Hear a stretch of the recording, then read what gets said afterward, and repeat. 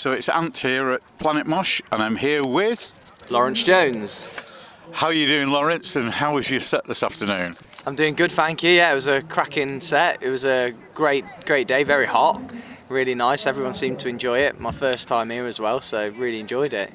Excellent. One of the things that kind of struck me as I was listening to you play was there's a lot of Robin Trower influence there. Nice. Is that right? Yeah, well spotted. Definitely for this album that I was playing, did the drop tuning in D like Robin Trower, and actually used a lot of inspiration listening to him for this album. So hats off to you there.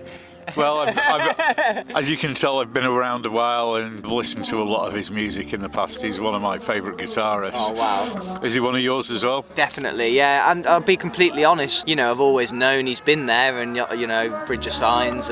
But when you dig deep and I started to look at his full set and everything like that, yeah, cracking guitarist, real simple, something that I inspire to, amp, lead, few pedals. Yeah. Old school, yeah. Absolutely. Yeah. So what's your favourite Robin Trower album? Bridge of Signs, probably. Yeah. I've just got the classic on. I mean, I just like his guitar tone. I've got to be completely honest. I haven't dig deep into his stuff. I heard stuff in the past. I've heard of him from Jimi Hendrix saying, he's like the white version of me. The white Jimi Hendrix. So for Jimmy to say that, I had to check him out. Yeah. So who else is an inspiration to you? I like all sorts of guitar players, like Gary Clark Jr., Kenny Wayne Shepherd, Buddy Guy, people I've been lucky to jam with and who's mentored me, Walter Trout. But in terms of on the rockier side, I love bands like The Cure, Led Zepp, Black Sabbath. So I guess just a mix of all of them together creates that blues rock mix that I love. Excellent. Stevie Ray Vaughan, has he been an inspiration to you as well? Because I was talking about him to somebody earlier. Oh yeah, definitely. One of the reasons I play, he's an insane blues guitarist. Opened up for Jimmy Vaughan, his brother, and I'm good friends with his nephew Tyrone Vaughan, so I know the family as well. And yeah, just what a legacy, Absolutely. I was lucky enough to be at his first ever UK gig at Reading Festival in '83. Before the show, 5 people had heard of him. Yeah. At the end, there were 30,000 people on their feet. It was just incredible. It's amazing, and that's the thing about the blues, is you're always the underdog with it as well, because it's not the mainstream. But that's what I loved about Stevie. He's had a point to prove and crossed over, and take a bit of that with me. So what's happening album-wise with you at the moment? Well, I've just got my album out at the moment, Bad Luck and the Blues.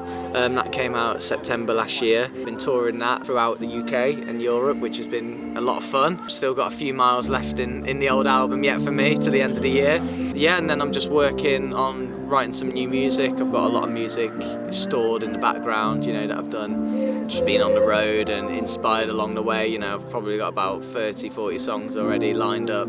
Got to choose the best ones, but I don't want to rush my next album. I've always been out there, straight away do another album or do another one. I've got 8 albums out. Yeah, you've been very been busy. So definitely not in a rush, because I'm really proud of this album and enjoying this one. Being so proud of it and being such a good album, it makes it more difficult, I guess, to, you've got to kind of top it in a way or do something completely left field. Yeah, I mean, normally for me it's like I get to that end of like that 14th month, 16th month period, knocking on 2 years, and it's like, I'm sort of bored of playing these songs every night, now. But I haven't had that at all with this album, and it's really connected a lot with people. Some people have albums out there for years, but I know by next year I'll have very itchy feet, and I've got something very special up my sleeve which I can't talk about yet, recording wise. That's fine. I mean, you talk about being on the road a lot. One of the things you've been very open about is some of the health issues that you've had. How have you been able to overcome a lot of those with all the touring that you've been doing?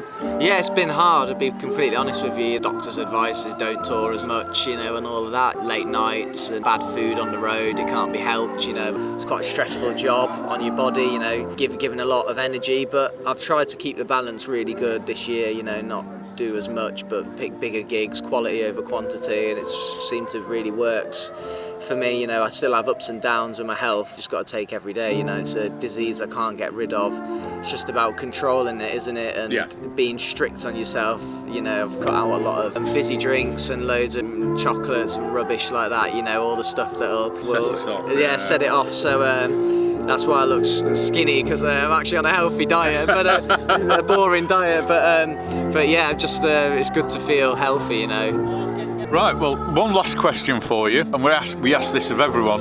Do you sing in the shower? Yeah, that's what I practice. Always. Fantastic. Thank you very much for your time. Appreciate it. Thank you. I'll sing more in the car though. Cool.